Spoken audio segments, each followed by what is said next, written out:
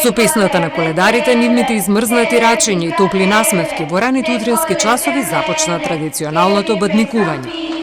Нивната песна ги отвори вратите на многумина, посакувајќи здравие и берике. Во 6 типо, да, беше многу рано, но имаше сепак коледари.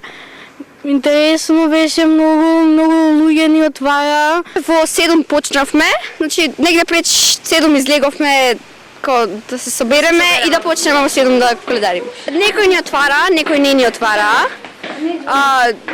Имаше премногу имаше повеќе што ни отвара, имаше некој што не ни отвара. Моите желби беа да бидам одлична во училиште, да поминам добро, да бидам жива и здрава. Тоа. Бадник традиционално и оваа година беше одбележан со собир пред соборниот храм Свети Климент Охридски во Скопје.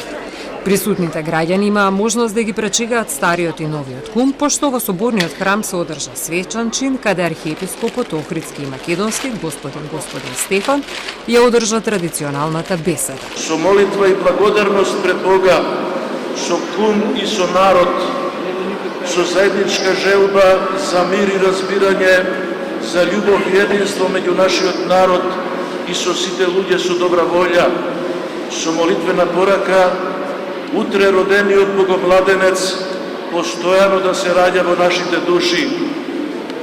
Честито на кумовите и на сите што празнуваат. Да се почитува традицијата е многу благородна работа, но да се гради традицијата е уште поблагородно.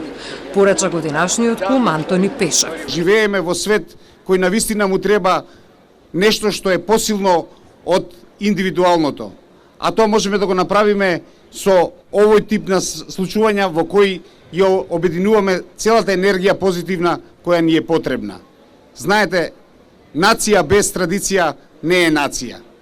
Сакам уште еднаш да ви кажам дека многу е важно што сме денеска сите во ваков број. Сакам да ви кажам дека сум горд дека сум дел од овој народ. Застанат пред соборниот храм кој го носи името на Свети Климент, не можам да не го истакнам неговото значење заедно со неговиот духовен брат Свети Наум, рече годинашниот здравичар Климе Коропа. Тие ги поставија идентитетските столбови на цврсти темели, зашто треба да сме горди. Посебно денес, кога нашето, како би рекол големиот Блаже Коневски, смачкано племе од секаде притиснато, неправедно доведено дури и во апсурдна ситуација да го брани сопствениот идентитет.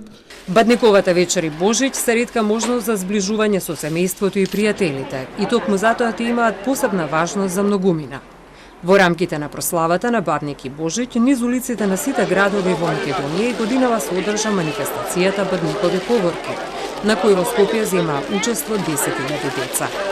Граѓаните се подготвуваат за утрешната прослава на Божиќ, најголемиот христијански празник, со надеж за здравје и многу радости во годината која предстои.